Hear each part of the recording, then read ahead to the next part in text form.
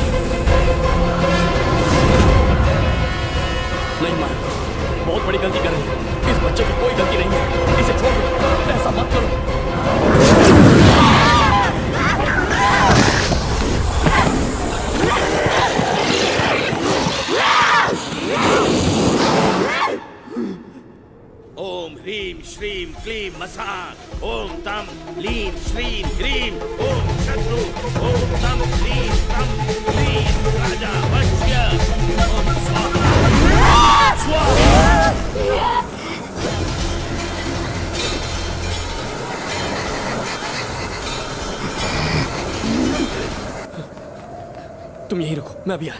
ओम नमो स्वाहा। गुरुजी।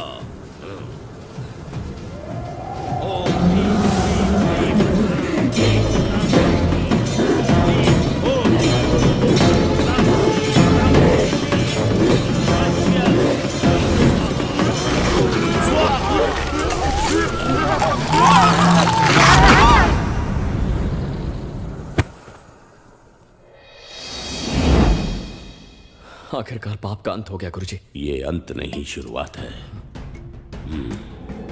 उस आत्मा को मुक्त करने का एक ही उपाय है।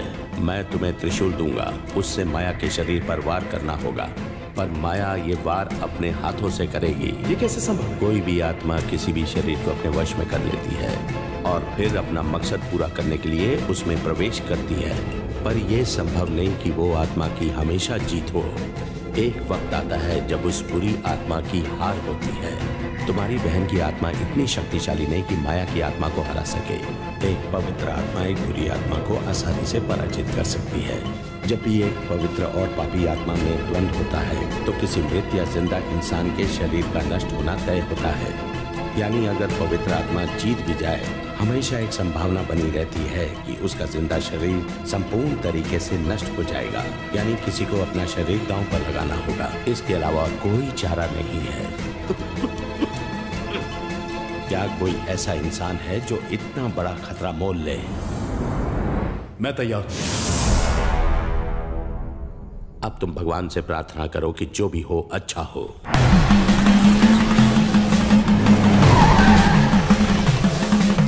स्वाहा स्वाहा स्वाहा।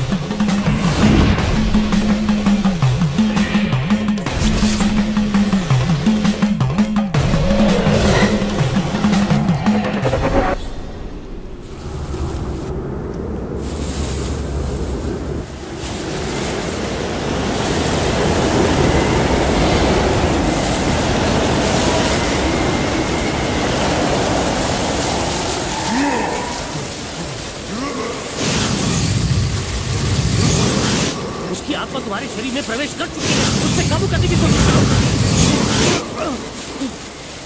अब उस त्रिशूल से मृत शरीर पर वार करो, देर मत करो। जल्दी जल्दी उसे उठाओ और वार करो। ओम क्लीम क्लीम स्वाहा।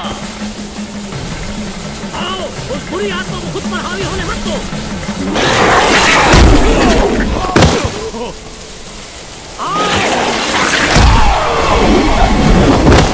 ओम नमो भगवती स्वाहा। ओम नमो भगवती स्वाहा।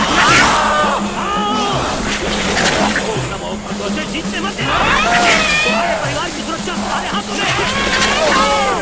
फट फट। ओम नमो शिवाय। जल्दी आओ।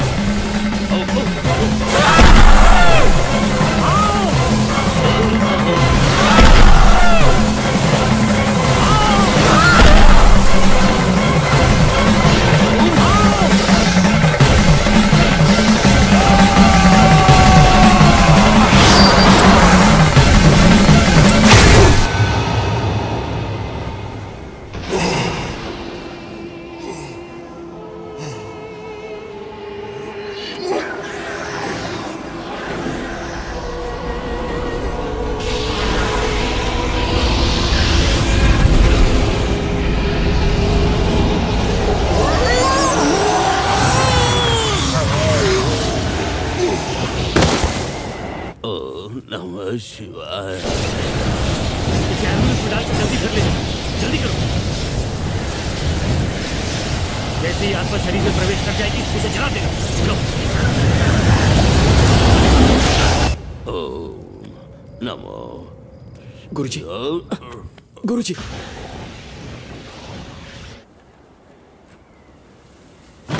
क्या हुआ? अब क्या करेंगे?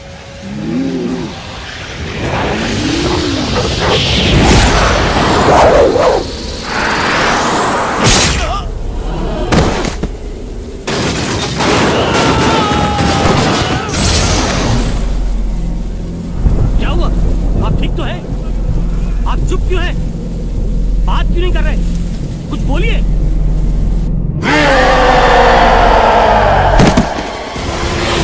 अब मैं कुछ नहीं कर सकता।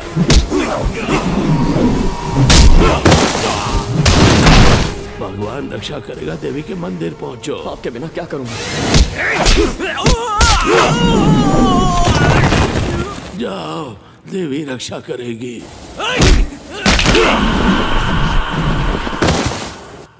चलो।